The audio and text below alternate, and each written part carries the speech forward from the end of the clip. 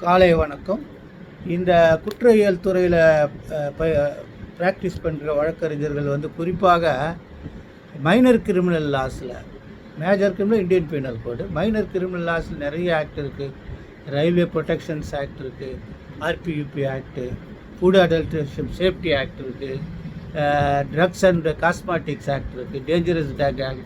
இவ்வளோ கேஸ் போட்டுட்ருக்காங்களே, இவங்கெல்லாம் வந்து இந்த ஜட்ஜ்மெண்ட் ரொம்ப ஹெல்ப்ஃபுல்லாக இருக்கும். கான்செப்ட் ரொம்ப டிஃப்ரெண்ட்டாக இருக்குது, கொஞ்சம் பார்த்துக்குங்க. AIR 2024 supreme court 1562, AIR 2024 supreme court 1562, AK Sarkar and company versus state of West Bengal and another. இந்த கேஸில் 1954 ப்ரிவென்ஷன் ஆஃப் ஃபுட் அடல்ட்ரேஷன் ஆக்டில் ஒரு நபருக்கு வந்து 6 மாதம் தண்டனையும் ஃபைன் அமௌண்ட்டும் போடுறாங்க. அது வந்து அப்பீல் கொஞ்சம் அளவாக இருக்குது. ஒரு அக்யூஸ்டை விட்டுடுறாங்க. ஆனால் ஹைகோர்ட்டில் வந்து கன்கரண்ட் ஃபைண்டிங்ஸ் 2 பேருக்குமே கன்விக்ஷன் கொடுக்குறாங்க. இந்த கேஸில் வந்து சுப்ரீம் கோர்ட் என்ன சொல்லுதுன்னா, prevention of food adulteration 1954 conviction கொடுத்துருந்தாலும் இப்போ அந்த சட்டத்தை திரும்ப ரிப்பீல் ஆகிடுச்சு.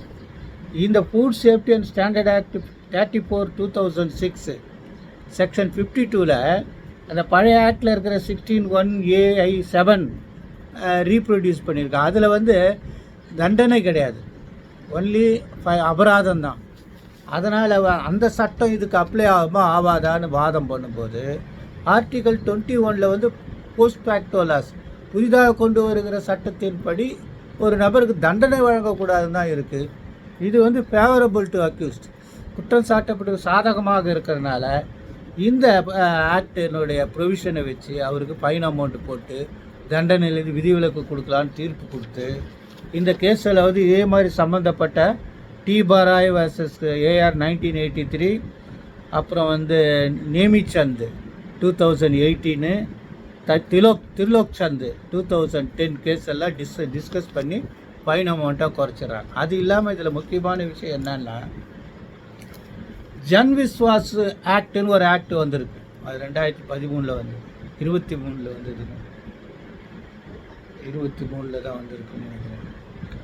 அந்த ஆக்டு இப்போ நடைமுறைக்கு வந்திருக்கு. அந்த ஆக்டில் நிறைய குற்றங்கள், இந்த கிரிமினல் மைனர் ஆக்டில் நிறைய ஒரு 200 எவ்வளோ சட்டம் இருக்கோ அவ்வளவுக்கும் டீக்ரிமினலைசேஷன் பண்ணியிருக்காங்க. அந்த குற்றங்களை வந்து பெரிய பெருங்குற்றமாக கருதாமல் அதை வந்து சாதாரண குற்றமாகிறது, அபராதம், டிராஃபிக் கேசஸ் மாதிரி அபராதம் விதிச்சா போதும் அப்படின்னு அதில் பல ப்ரொவிஷன்ஸ் இருக்குது. அதெல்லாம் படிச்சுட்டு நீங்கள் நடத்துகிற கேஸில் அந்த சட்டம் நடைமுறைக்கு வருவதற்கு முன்னால் உங்கள் மேலே போட்ட ப்ராசிக்யூஷனில் கூட நீங்கள் இந்த சைட்டேஷனை ரெஃபர் பண்ணி நீங்கள் கண்டிப்பாக அந்த ஜன் விஸ்வாஸ் ப்ரொவிஷன் அப்ளை பண்ணி தண்டனை குறைவாக பெறுவதற்கான வாய்ப்பு இருப்பது என்பது என்னுடைய தாழ்மையான கருத்து. அந்த அடிப்படையில் அந்த இந்த தீர்ப்பை நீங்கள் பயன்படுத்தலாம். ஜன்விஸ் நீங்கள் படிக்க வேண்டியது food adulteration act 1953, safety act 2006, constitution article 21,